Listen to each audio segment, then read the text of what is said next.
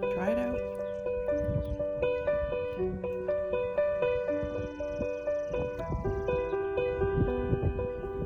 That's mine.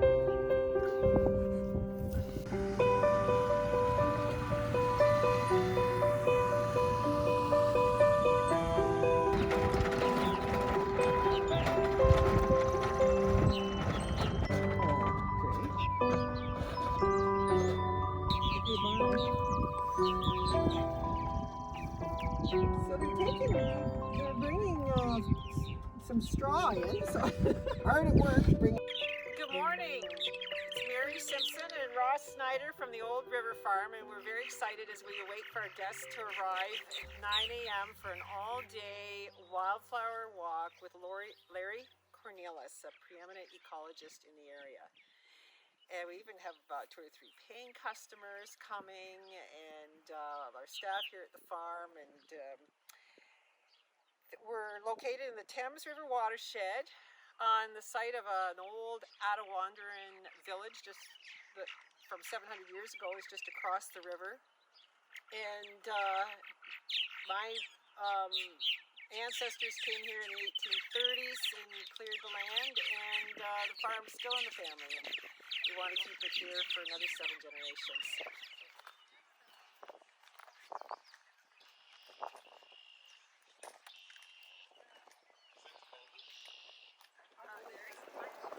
Hi, good morning everyone.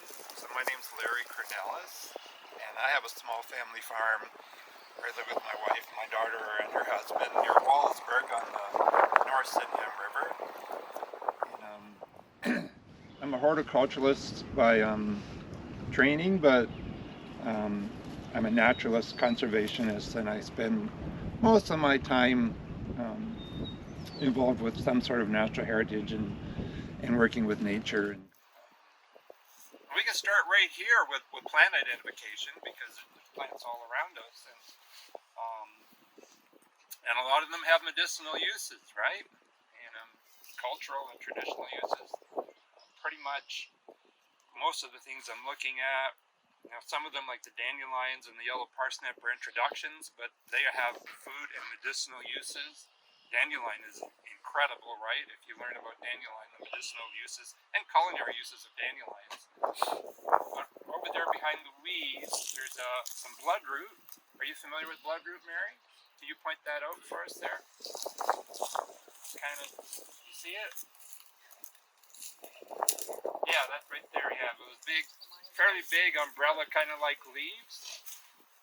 It's a really early bloomer. It's several white petals, and it's very showy when it's in bloom. If you were to dig one up and crack the root stem, there's kind of a red juice in it, so that's why it's called bloodroot. And there was medicinal uses for that. It's an interesting strategy that plant has in pollinating.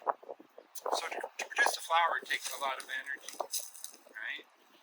And so when a bloodroot becomes successfully pollinated, and now we're going to talk about the awareness of plants, right? This plant knows this. Once it's successfully pollinated, it drops its petals. So I'm not going to waste any more energy hanging on to these and supplying them with energy, so drops its petals. So it can be a very short bloomer. If they're successfully pollinated quickly, boom, your flower show is done. Then there's choke cherries around where Mary's standing there. There's a lot of goldenrod's in here, and goldenrod's another one.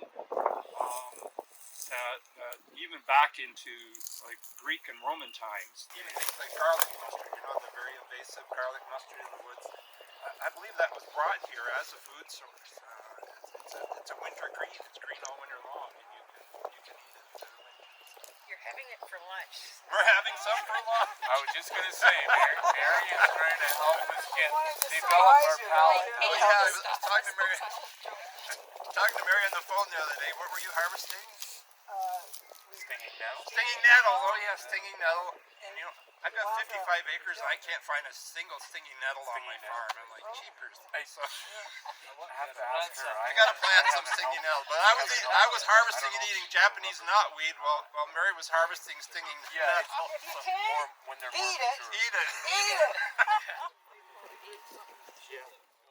So I've been hearing meadowlarks in the pastures and bobolinks in the pastures and different sparrows, song sparrows, vesper sparrows. Okay, what are those right there? Those are blue jays. It's a flock of blue jays. Yeah, it's a flock of blue jays. Yeah. Yeah. A lot of bird banding was going on for decades now. Decades, right? And you know how you put out bird feeders and you see blue jays all winter long at your bird feeder, right? And yet, there they were counting thousands and thousands of blue jays migrating. And they're like, well, what's with that? Blue jays stay at the feeders and all that. And so they would catch and they would ban blue jays, and they found that all of the blue jays migrating south in the fall were that year's brood. They were less than a year, like they were juveniles. They go south in their first year, they come back, and they never do it again. That's it.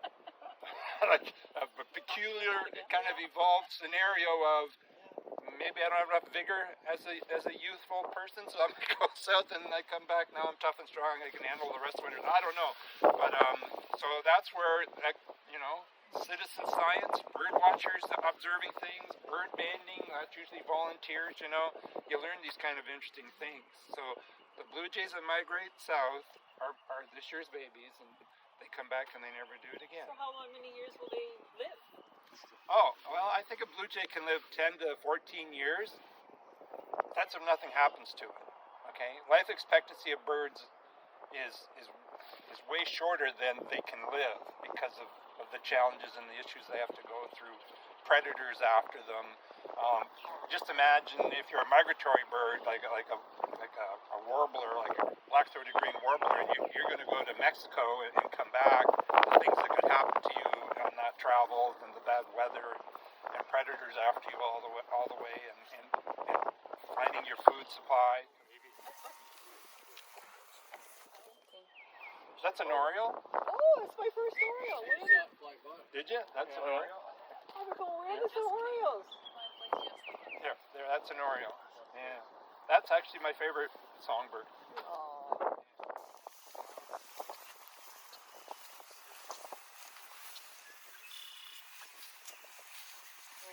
Like back in the 60s when they were counting birds, migratory birds down along the Lake Erie shoreline, in the whole year they count 5,000 or 6,000 turkey vultures.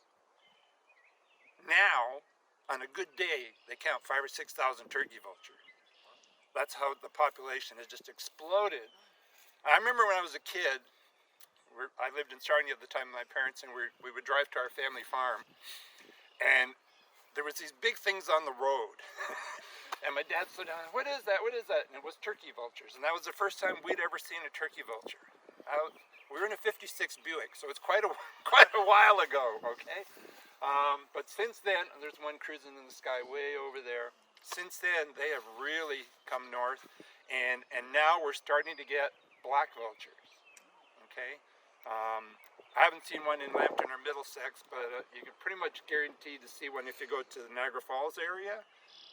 They come up that far. They come up the Mississippi Valley, but they've been working their way north. That's a flicker calling, northern flicker type of woodpecker.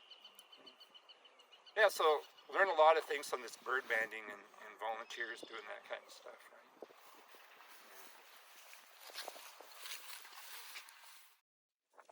See it land? Yeah. Oh, yeah. So that butterfly overwintered as a butterfly. As a butterfly, I Yeah. don't know about that. Yeah, the mourning cloak's one of the few that can do that. Actually overwinter as a butterfly. What about fritillary? No, No? I don't think so, no. Because Yeah, these are spring beauties, the pinkish-like flowers here. They grow from a little bit of a bulb, and you can eat it. First Nations people ate them. I think the pioneers ate them too. trout lilies here. Okay? This mottled leaf. And you'll notice there's no flower. Oh, there's a flower. There's another one. And now this is an interesting thing too. So these are actually white trout lilies. Are you familiar with that one, Louise? White trout lily? You have some of each? That's good. White trout lily is much less common. It's Erythronium album. And the thing with lilies, have you ever bought an Easter lily or an Asiatic lily or a trumpet lily at a garden center, and it comes in a little bag with some peat moss, and then the instructions are plant it 5 or 6 inches deep, right? Now, lilies, when they grow in the wild, they flower, they produce seed. The seed falls on the ground. That seed turns into a bulb. How does it get 5 or 6 inches deep? Huh? Isn't that a strange scenario? So, and trout lilies are the same way. So what happens is this little bulb forms, and it sends down some roots, and every year they contract a bit. And then new roots, and then they contract a bit, and then new roots, and they contract. And so it slowly, over several years, pulls itself down, and then when it's a certain size, up comes the stem, and it can flower. But what can happen if you bought an Asiatic lily at the garden center and planted it 10 inches or 12 inches deep, it might get out of the ground and just leaf out because now it's got this much stalk underground, and it took a lot of energy to get out of there. So these trout lilies tend not to bloom because they get too deep. If I were to dig this little patch up right now, like one of these leaves, it's probably 6-7 inches down to the bulb. I usually recommend to people, if you're putting them in your own woodland garden, if you're rescuing them from somewhere, put a board or something underneath them about 5 inches down so they can't get any deeper, and then they'll flower. And it's often you'll find them, they're probably like over a root or beside a trunk or over a harder piece of clay, then they'll tend to flower. But thousands and thousands and thousands of them and not very many flowers. Actually sticky like honey. It's sticky because it's got little hooks on it, right? You familiar with cleavers? Did you know you can eat cleaver? Stew it and then steam it and have it for lunch? Is that native? Yes, it is. This plant here, and it's actually about the flower. There's a little flower bud. That's something called running strawberry. There's some more of it here. This is a euonymus. This is a native euonymus. We have 2 native euonymuses running strawberry. And it just crawls at the ground cover. And it's got green stems that go along the ground, and wherever a node touches it roots, and it keeps spreading and keeps spreading. It doesn't get really dense. It's kind of sparse, but it can cover large areas, running strawberry. And it has a seed pod that opens up, and then it's like a little red strawberry inside. That's why it's called running strawberry. It's got nothing to do with strawberries. That's a cowbird. Did you hear the cowbird? Up in that tree there, way up there. I prefer it should have been called the buffalo bird or the bison bird. Yeah. You know, because this is a parasitic bird. You know about the cowbird? Yeah, what it does, it lays eggs in other birds' nests. Yeah. Okay. That's because it followed the bison. Yeah. Bison always have bugs around them. They're always in the prairie disturbing the foliage, and bugs come out, and so the cowbirds would follow the bison. Well, if you're going to follow the bison, you can't build a nest and stay here and lay an egg, right? So, well, I'll just pop my egg in somebody else's nest, and I'll keep going with the bison. So they should be called the bison bird. But yeah, the cowbird. So They hang around the cattle. yeah, they do hang around. Yeah, they do. do. Flies off the cattle here too. Yeah. I think it's probably one of my favorite woodland ground covers. Mayaples, Podophyllum peltata. And it's almost like a large umbrella, right? The leaf? Yeah. Like, look at that umbrella. They'll get taller than this and bigger. And so they're spreading by rhizomes underground. But they also do produce a flower and fruit. You familiar with that, Carolyn? No? Okay, so look at here. We have a stalk, right, with 1 leaf. That can't flower. Okay? There has to be 2. Okay? See? There's 2, and in the middle you see the flower bud. Okay? So there has to be 2 leaves before, so they have to You know, Oh, branch oh, out, yeah, and yeah. between that branch, that's where the flower. So if there's a single stalk, that can't happen. This Okay. cannot flower, and you'll tend to find the ones on the outside are singles because it's spreading and they're a little bit younger, right? And the older ones will all flower. So it's a big white flower, pretty good size, with yellow stamens in it and anthers and that. And but it has no nectar. So it's not attracting insects that they're looking for nectar. So it's mostly a pollen thing. But once again, this plant doesn't really care too much about reproducing because it's asexually reproducing by spreading by rhizomes, right? But anyways, it'll get this fruit that grows, and it looks like a little green apple, and then it becomes like a bright yellow color, and then it's super delicious. Oh yeah, sweet, super delicious, but that has to be the yellow color. If you eat it while it's green, you're gonna be in your bathroom for a while. Okay, so you gotta eat it when it's bright yellow. And you can make jellies with them and that sort of thing, and so that's the story of the mayapple.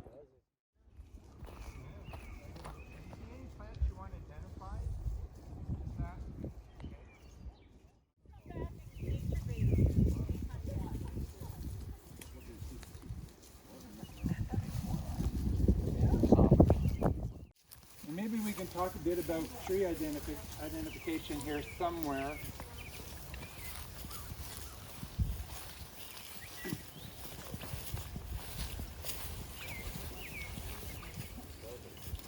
One of my worst horror stories, Larry.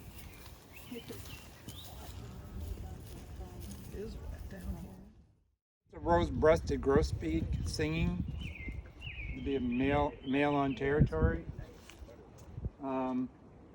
There's a couple of different plants here. If you see a plant you want to identify, just ask me. I should be able to identify most of it, if not all of it. The one that Mary mentioned just a second ago, and there's a big patch of it here. I'll just step in here and point it out. Here's the flowers here, but look at the foliage of this plant, eh? Yeah. Very delicate. If you've ever grown bleeding heart in a garden, this is the same genus. This is just a different species of that genus. This is Dicentra, and the flowers look like the Dutch lady hung the breeches out to dry from the pant legs, so they're hanging up. Oh. So that's why it's called Dutchman's breeches. Cool. Okay. It's a nice cluster of cut leaf toothworts.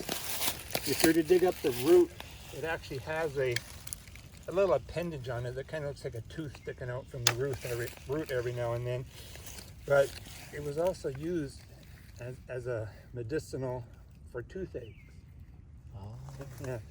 So our native peoples had this perspective, and I went on this herbalist walk in the Smoky Mountains with a native lady, and I can't remember the word she used, but if something looks like something, it's good for that. Okay, so if there's a little tooth on that root, then that root's good for sore teeth or things like that. If something's shaped like a heart, it's good for your heart. If something's shaped like your kidney, it's good for your kidney. If something's shaped like a bone, it's good for your bones. And she was really focused on that in this one tour I did in the Smoky Mountains. So that's cutleaf toothwort. They changed the Latin name. So if you got an old plant book, you got to keep buying new plant books because they keep changing the names on us. It used to be Dentaria, now it's cardamine. So they put it in with another group of flowering spring plants. We only have two types of trees that are opposite. Does anybody know what those are? Dave? Maple. No, ash and maple Okay, are the okay. only two genus of trees. The branches are opposite. Maples always have a really sharp pointed leaf bud. Ash is like a knobby, dull. See, there's no sharp point on that. So this is an ash, but this is a very special ash. This is called blue ash, and ashes are all fraxinus, and this is Fraxinus quadrangulata. Quadrangulata means four-sided. Can you see why it's four-sided? Called four-sided, Erica? These stems are square. See? these stems, come and have a closer look at that. Those stems are actually square. And the nice thing about this is that the ash borer doesn't like blue ash. Because I have one. Yeah, so whatever, like if you were to take the sap from that and expose it to sunlight and oxygen, it would turn blue, and the natives use that whatever phytochemical difference that is not to the liking of the emerald ash borer. So I go to Point Pelee Island every year, and Pelee Island is a very unique forest cover situation. You're walking through a forest of chinkapin oak, hackberry, and blue ash. That's the three main trees. And so there are literally hundreds of thousands of blue ash on Pelee Island. And there's also green and white ash and red ash. So on Pelee Island, and this is decades since the emerald ash borer has spread out from Detroit and Windsor, almost all the white and green ash are gone, and all the blue ash is still there. This is probably a much rarer tree and not classified in any way whatsoever. I've got similar to my farm. The one died a year and a half, got a bigger one, and it died. I mean, like the others, it's pretty much stayed the central up. You get more droop on those branches. Yeah, see on all this corky wings on these branches? Can you see that? How that knobby corky wings? Yeah. Rock elm, Ulmus thomasii. Ulmus thomasii. It was never really common, but it's almost gone. It's hard to find a rock elm. Sometimes called Thomas elm too, but usually rock elm. Yeah. Oh, and there's one next door. There's two. Yeah, that's... Exciting.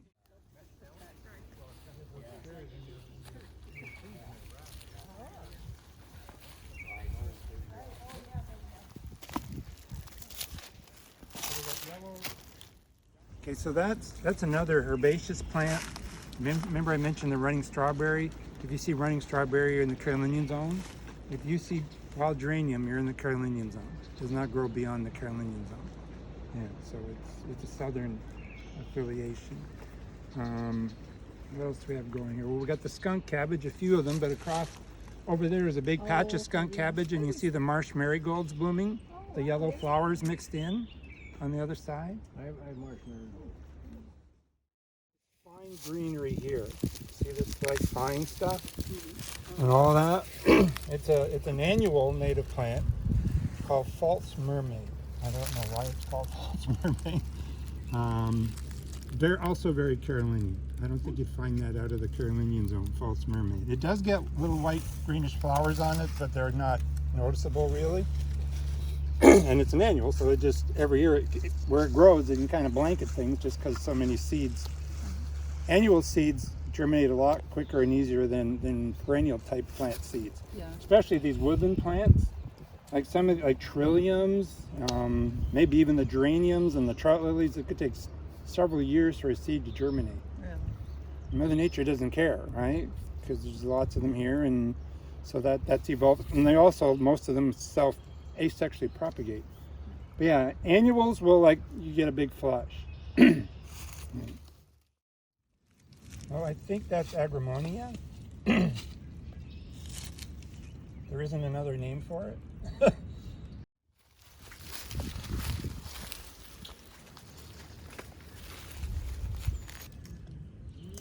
this is the Canada anemone here? Yeah. This is another good kind of a ecosystem. So just hearing goldfinches, red-winged blackbirds, cowbirds. I'm hearing a chipmunk, song sparrow. What's that gulp? Chipmunk. Like gloop, gloop, gloop, gloop, chipmunk. Yeah, they probably know we're here, and they're just putting out their warning call. There's humans coming. Big, nasty creatures coming.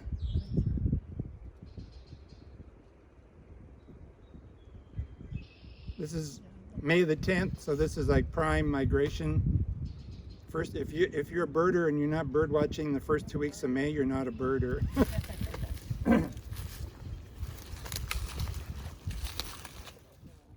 Oh yeah. So on Pelee Island you have hackberry, chinkapin oak, blue ash forests.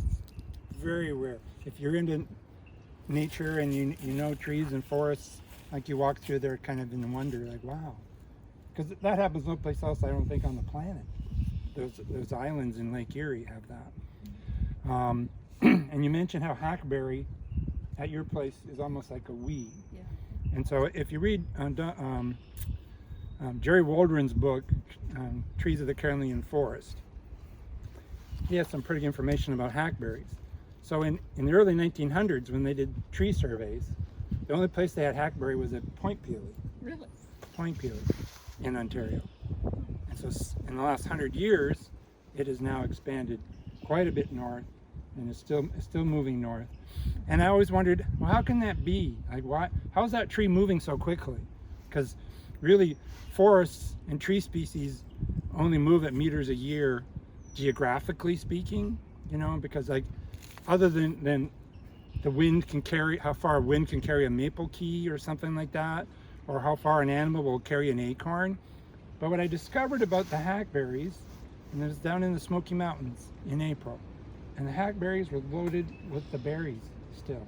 The berries are still on those trees after the winter.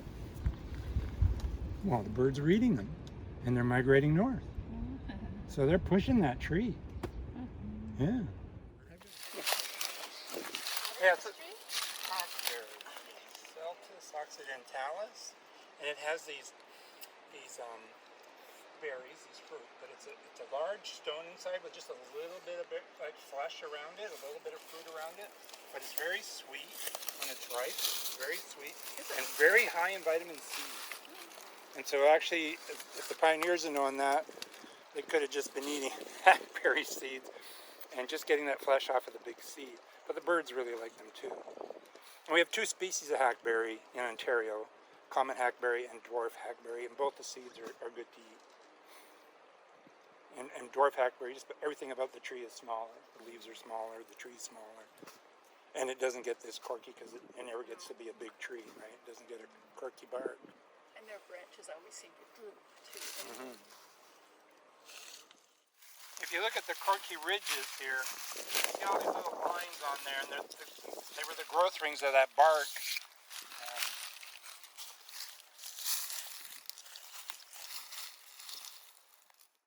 Sit down here and create a big salad bowl, right? There's enough, like we could harvest enough stuff right here to have a really nice salad. You can eat all of the violet. You got the garlic mustard. You've got the wild onion. That's wild onion. Okay. Would you like to get? Yeah.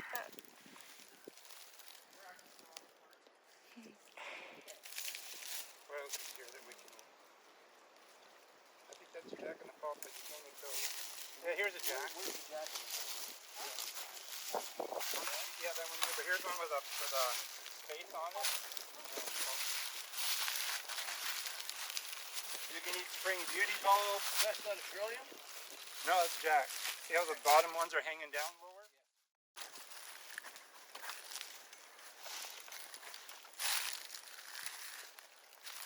And this is toothwort. Oh, so Cardamine Okay. diphylla. Okay. So see, each stalk has two leaves, diphylla, but they're not cut deeply like the cut leaf. See how narrow the leaves are? The ones back there are a little bit different Yeah. than the others. So Yes. this is plain toothwort.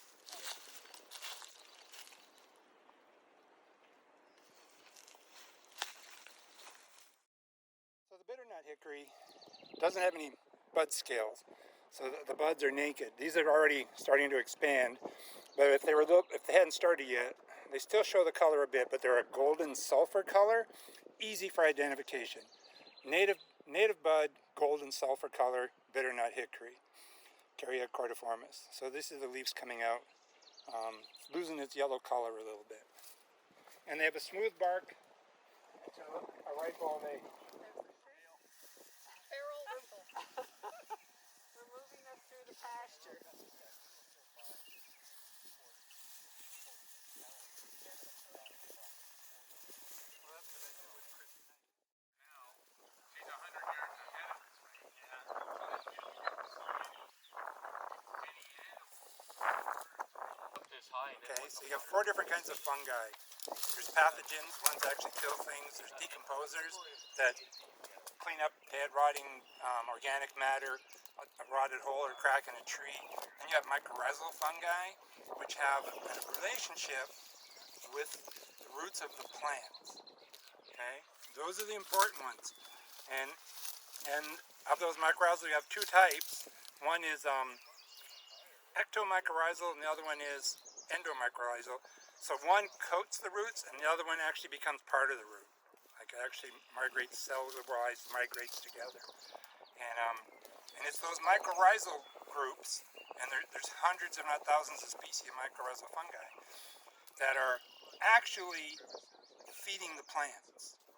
Okay, you probably read Suzanne Summers Finding the Mother Tree and stuff like that, and Peter Wollam's The Hidden Life of Trees. There's a lot, and there's a really interesting book on this, on fungi in general, entitled The Entangled Life by Merlin Sheldrake. Well, that'll blow your mind. But anyways, so those mycorrhizal fungi, there are certain ones that work with woody plants and certain ones that work with herbaceous plants. Okay, so if you're planting a tree somewhere, you should go into the woods and get a scoop of topsoil from the woods and put it in there with your tree, and that'll inoculate those mycorrhizal fungi and microbes and help that tree grow. Okay? I mean, you can grow a tree without doing that, but you would really benefit them. But then this tree and that tree and that tree, they may all be connected underground by those mycorrhizal fungi and even by their root systems. I did a lot of landscaping for years, and I've dug up for patios and different things and brought up roots that they weren't just laying on top of each other, they grew through each other, right? And of different species of trees. I kept those for quite a while, but I don't know whatever happened to them. So they actually fused together, and so the trees actually kind of became one because they were sharing sap and sugars and nutrients and minerals and information, mostly between the same species, but also between different species, as Suzanne Simard found out west with the firs and the alders and the birches and that, with different species of evergreens. So that's a component totally missing in restoration, right? We don't even think about the mycorrhizal fungi. Yeah, they do get big. Yeah. They get big up there. They come around and cut the river.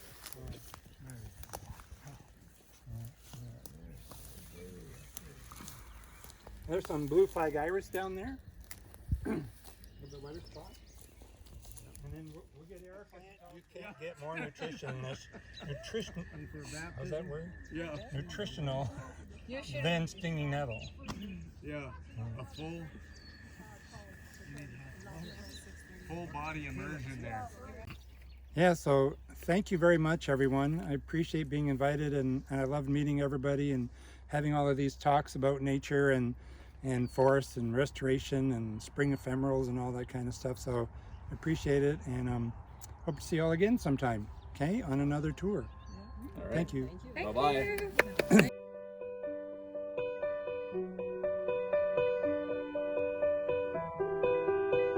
Well, I would like to thank Mother Nature and what's left of her to Definitely. absolutely.